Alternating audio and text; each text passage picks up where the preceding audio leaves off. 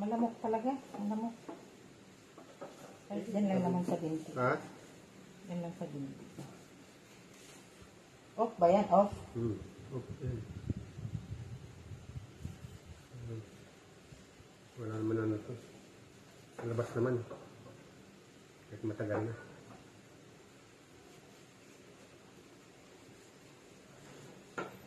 Malamok doon sa area. Saan? Doon. Pinista niya? Siyempre malapit din sa kanan.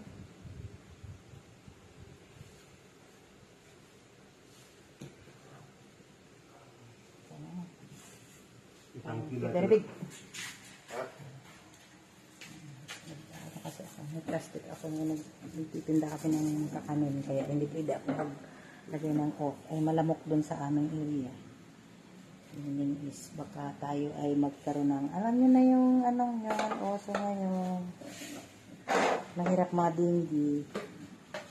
Siyempre kailangan malinis yung ating kamay kasi tayo ay humahawak ng pagkain. Kaya siya na lang ang naglagay sa akin. Thank you very much. Thank you for watching, guys. God bless you all.